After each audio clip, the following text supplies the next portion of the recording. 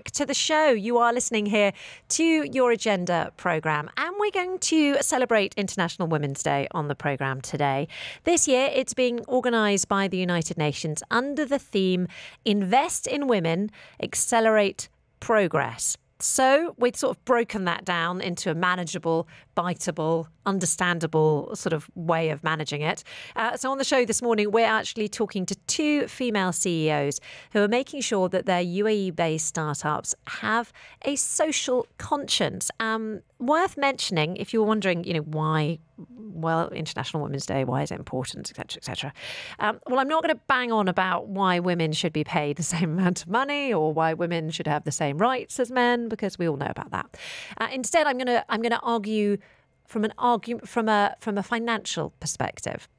In a sort of practical way. So the World Bank released a report showing that if we were to close the gender gap, that would help raise global gross domestic product by more than 20%.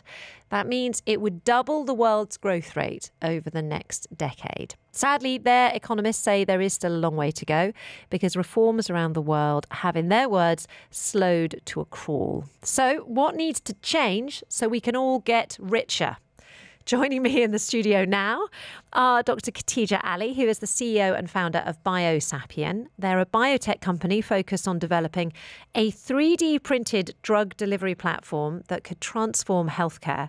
I don't understand what that is either, but we're going to find out from Dr. Khatija Ali in the next few minutes.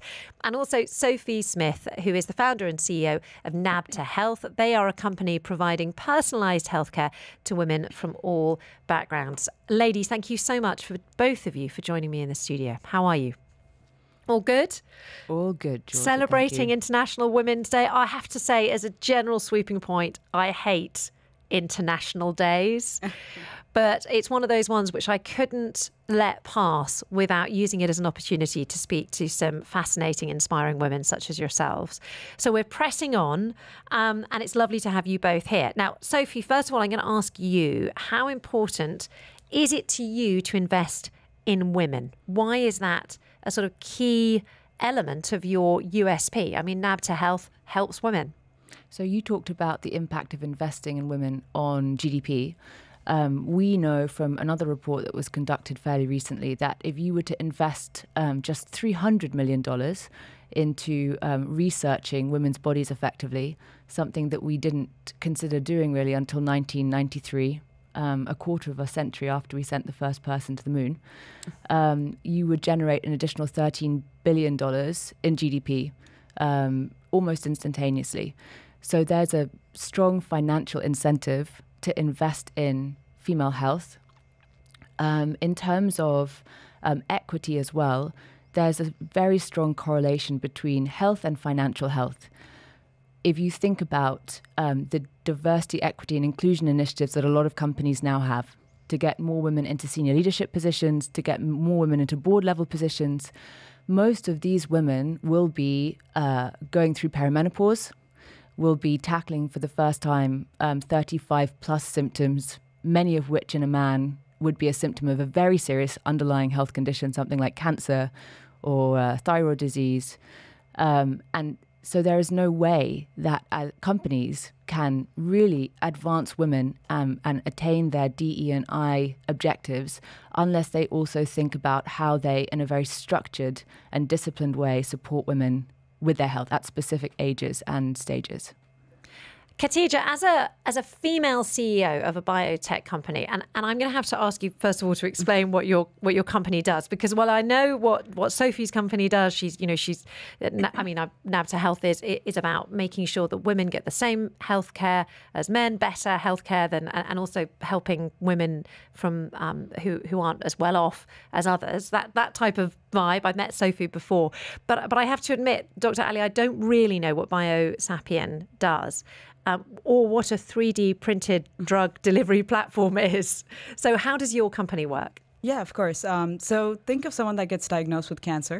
They get systemic chemotherapy, and over a couple of hours, they end up with nausea and vomiting. A couple of days, they end up with hair loss, weight loss, and over a couple of weeks, they end up with long-term complications. So they have liver problems, kidney problems, a whole array of diseases that they now have to deal with on top of being diagnosed with cancer. So what we do at BioSapien is we've created a product called MediChip. And essentially, it's a Band-Aid for cancer. So you provide the same chemotherapy that you would get systemically, but instead of blasting the whole body, we really target it. So you put it on directly onto the tumor, and as it breaks down, it releases the same chemotherapy. So we could be on this radio show, we could be driving, swimming, sleeping, eating, and the cancer would still be getting treated. So that's what we're working on. How do you get into the tumor if it's sort of deep inside you and insidious?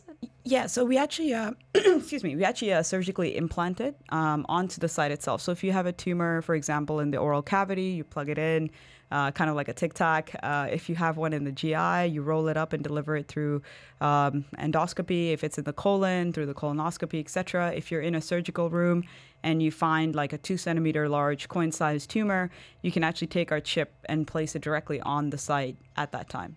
I mean, it sounds like an extraordinary advancement. Anyone who's had chemotherapy themselves or knows anyone who has had chemotherapy knows what a blunt instrument it can feel like. Definitely. I mean, in some ways, this is one of the things why I get so frustrated about International Women's Day, because in so many ways it is completely irrelevant to your gender in this context. You're a senior scientist developing an extraordinary product, but it is International Women's Day. So I'm going to ask, how important is it for you as a female CEO of a biotech company to promote women's health and women's rights? Is it even a component, or are you gender neutral when it comes to your work? No, I think it's actually imperative that we do promote women and women's health just in general, because it, one, allows for representation.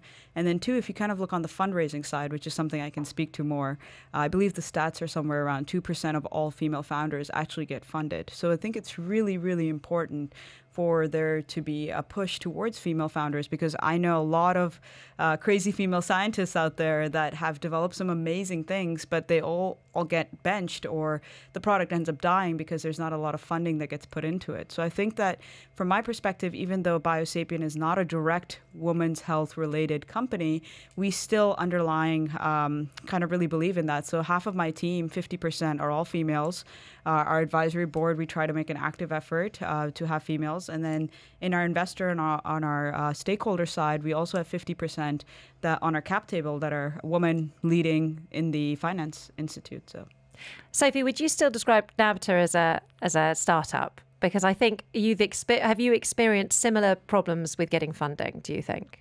Now you've touched on a topic that, along with women's health, is probably one of my key areas of interest. Dr. Ali mentioned 2%, but actually the statistics are different now to that. So it is statistically 4 times harder to raise capital as a female-founded startup in the Middle East than it was before COVID. So in 2020, 2.2% of all venture capital went to female-founded startups. In 2021, it was down to 1.9%, in 2022 to 1.3%, and last year 0.47%. I love that you can just roll out those figures. It really is something that's important to you. I think if you open me up, they'd be branded somewhere on my heart. And in the UAE, in fact, because there was a larger percentage of the total capital invested here, $977 million, the statistics were actually worse. 0.31% of the total venture capital in the UAE went to female-founded startups last year, a total of $3 million. And we know that because we've actually collected the companies. It's not an issue of pipeline. 36% of all startups are founded by women in the MENA region. We know that it's not about a lack of diversity in terms of sector. Women build across sectors and very effectively. We know it's not because of potential financial return. We know that also a lot of these companies contribute also to the social as well as the economic agenda of D33. We know that it's not for all the reasons that people would like to say it's for. I think it is because still within society there exist substantial unconscious and conscious biases that prevent female-founded businesses from getting the capital that they deserve. Just before the break, we were talking about the problems of female CEOs getting funding because of either conscious or unconscious bias. Now, I'd like to talk about practical measures that can make a difference, even maybe small changes that can have an impact. Dr. Ali, I know that you're working as part of Hub 71, which is a sort of accelerator in Abu Dhabi. Do you think small changes like the introduction of an accelerator can make a difference for women? Yes, 100%. I think that just Hub 71 alone has already made an impact in women's sort of expansion into the UAE and being able to be a founder. So, for example, 40% of the companies that have come into Hub 71, give or take, are female founders and female-based. And I think that there is a strong push within Abu Dhabi as well for innovation by females as well. And I think from a grassroots perspective, there's an opportunity to potentially do some events, to actually start building a community. So, for example, on my end, I come with a background in VC and biotech. So my personal initiative is that once a month we do kind of like a breakfast or a coffee break with all female founders that are focused within the biotech, so we can try and figure out how to keep the momentum going and potentially grow it into places like Dubai or other places in the Emirates as well. So I think that there's a lot of potential there. It is brand new and it is a small seed, as I would say, so it hasn't turned quite into a forest yet, but I think that it is definitely possible. I mean, we see the power, the control of the old boys network. Yes. And so in many ways, making a female network could be one day just as effective. It's not just a talking shop. Ultimately, you're right. bonding, you're creating bonds and relationships that could then translate into good business. Sophie, similar question to you. Grassroots efforts, can they make a difference? Oh, they can make a huge difference. I have some suggestions, in fact, for all of the listeners today about how they can, about how you can support women who are building their own businesses. First off, give them a call, wish them happy International Women's Day and ask them if you can help. Secondly, if you have capital, and it doesn't need to be a huge amount, and you are looking for ways to diversify your portfolio of investments, invest in women. We work harder. We pay ourselves less. It's well known. Female CEOs pay themselves less and therefore make more money for their investors. Yes, exactly. I mean, statistically, the dollar return for female-founded businesses is higher, almost twice as high as that for male-founded businesses.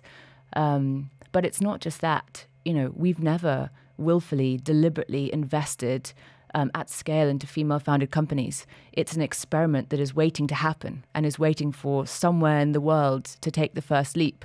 We can speculate about what would happen if we really put proper and equitable money into female-founded startups, but we don't know yet. You think about the curiosity that is embodied in children to press the button and see what happens. Why, if you haven't already pressed the button, don't you? There's very little that could go horribly wrong. Well, that leads me very nicely into my next question, because, of course, you're both from different countries to the UAE, but you've chosen to develop your businesses here. So do you think the UAE is the place to press that button? Do you think we are going to see equity here in the UAE? I won't say the wider Middle East, but would you see it here in the UAE first? Dr. Khatija Ali. I would say 100%. I think that in terms of just MENA as a whole, UAE is probably at the forefront of potentially pushing that forward. I think that there's a lot of misconceptions around the world as to what the UAE is about when it comes to women in general. So some of my friends listening in California, if you can hear this, I do drive my own car. So I think that, there is that misconception. And I think that in the UAE, as I mentioned earlier, is through the Hub 71 program, for example, with Abu Dhabi, is that there's a strong push to try and find those female founders, to try and push innovation through academic institutions, clinicals, and so on and so forth. So I truly believe that is the case. And if it's going to happen, it's going to happen here. But I think Sophia probably has a better... Yeah, I've got 30 seconds left with you, Sophie. What do you think? I think the UAE is already one of the most equitable places to live as a woman. It's one of the safest places. We know that safety is paramount if you look at Maslow's hierarchy of needs, in order to enable thinking around innovation, for example. It's one of the happiest places to be. It's one of the best places to raise children. I think the venture capital ecosystem in the UAE is fairly new. We really started to see venture capital companies emerging in 2014. So we're just hitting a decade of sort of VC-led funding in the UAE, and the ecosystem, as Dr. Ali referred to, has been building, one step at a time. Arguably, investment into female-founded startups and understanding where the gaps are there is the last step, and I believe we're at that step. And I'm hopeful that this year we will see very different metrics regarding support for and investment into female-founded businesses. I have to say it's been hugely exciting for me to have you both in the studio. Thank you very much indeed for your time. I know that there's a lot more that you need to be doing back home in your companies. So thank you very much for coming in to talk to us. You've been listening to the voice there of Sophie Smith, founder and CEO of Nabta Health, and also Dr. Khatija Ali, CEO and founder of BioSapien. Thank you, both of you, for joining me on The Agenda. I appreciate it. Thank you. By 103.8. Join the conversation.